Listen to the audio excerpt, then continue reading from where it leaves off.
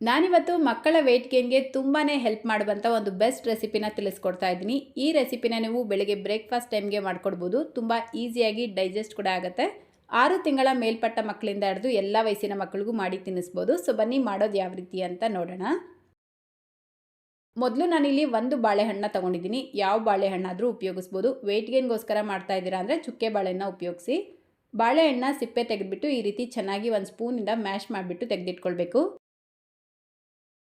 Next ಈಗ ಒಂದು Blender ಜಾರ್ಗೆ 2 ಟೇಬಲ್ ಸ್ಪೂನ್ ಓಟ್ಸ್ನ ಸೇರಿಸ್ಕೊಳ್ತಾ ಇದ್ದೀನಿ. ನಾನು ಉಪಯೋಗಿಸಿರೋದು ಪ್ಲೇನ್ ಓಟ್ಸ್. ಇದರ ಜೊತೆಗೇ 1 ಟೇಬಲ್ ಸ್ಪೂನ್ ಸಬ್ಬಕ್ಕಿನ ಸೇರಿಸ್ಕೊಳ್ತಾ ಇದ್ದೀನಿ.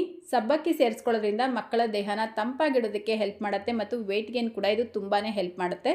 ಈಗ ಬೇಸಿಗೆ ಕಾಲ ಆಗಿರೋದ್ರಿಂದ ಸಬ್ಬಕ್ಕಿನ ಮಿಸ್ ಮಾಡ್ದಿರ ಸೇರಿಸ್ಕೊಳ್ಳಿ. ಇದೆರಡನ್ನೂ ಈಗ ಪೌಡರ್ ಮಾಡ್ಕೊಳ್ಬೇಕು. 1 ವರ್ಷ ಒಳಗಡೆ ಇರುವಂಥ ಮಕ್ಕಳಿಗೆ ಮಾಡ್ಕೊಡ್ತಾ ಇದ್ದೀರಾ ಅಂದರೆ ಆದಷ್ಟು ನುಣ್ಣಗೆ ಪೌಡರ್ ಮಾಡ್ಕೊಳ್ಳಿ. 1 ವರ್ಷ ಮೇಲ್ಪಟ್ಟ ಮಕ್ಕಳಿಗಾದರೆ ಸ್ವಲ್ಪ ತರ್ತರಿಯಾಗಿ ಮಾಡ್ಕೊಳ್ಬೋದು.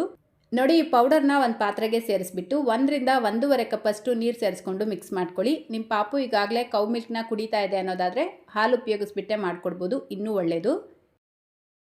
ಈಗ ಈ ಪಾತ್ರೆನ ಗ್ಯಾಸ್ ಸ್ಟವ್ ಮೇಲೆ ಇಟ್ಟು ಮಿಕ್ಸ್ ಮಾಡ್ಕೊಳ್ತಾ ಒಂದು 7 ರಿಂದ 8 ನಿಮಿಷ ಬೇಯಿಸ್ಕೊಳ್ಬೇಕು. ತುಂಬ ಬೇಗ ಗಟ್ಟಿಯಾಯಿತು ಅಂತ ಅನಿಸಿದ್ರೆ ಒಂಚೂರು ಹಾಲು ಅಥವಾ ನೀರು ಸೇರಿಸ್ಕೊಂಡು ಚೆನ್ನಾಗಿ ಬೇಯಿಸ್ಕೊಳ್ಬೇಕು. ನೀವು 10 ತಿಂಗಳ ಒಳಗಡೆ ಇರುವಂಥ ಮಕ್ಕಳಿಗೆ ಮಾಡಿ ತಿನ್ನಿಸ್ತಾ ಇದ್ದೀರಾ ಅಂದರೆ ಸ್ವಲ್ಪ ತೆಳುವಾಗಿ ಮಾಡಿ ತಿನ್ನಿಸ್ಬೇಕು. ಅಂದರೆ ಸ್ವಲ್ಪ ಲಿಕ್ವಿಡ್ ಕನ್ಸಿಸ್ಟೆನ್ಸಿಯಲ್ಲಿ ಇರೋ ಥರ ಮಾಡಿ ತಿನ್ನಿಸೋದ್ರಿಂದ ಮಕ್ಕಳಿಗೆ ಈಸಿಯಾಗಿ ಡೈಜೆಸ್ಟ್ ಆಗುತ್ತೆ.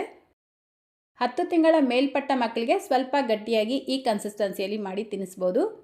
ನೋಡಿ, ಒಂದು 7-8 ನಿಮಿಷಕ್ಕೆ ಇದು ಈ ರೀತಿ ಗಟ್ಟಿಯಾಗಿರುತ್ತೆ. ಈಗ ಗ್ಯಾಸ್ ಫ್ಲೇಮ್ನ ಆಫ್ ಮಾಡಿಕೊಂಡು ಮ್ಯಾಶ್ ಮಾಡಿ ಇಟ್ಕೊಂಡಿರುವಂಥ ಬಾಳೆಹಣ್ಣು ಸೇರಿಸ್ಬಿಟ್ಟು ಜಸ್ಟ್ ಮಿಕ್ಸ್ ಮಾಡ್ಕೊಳ್ಳಿ.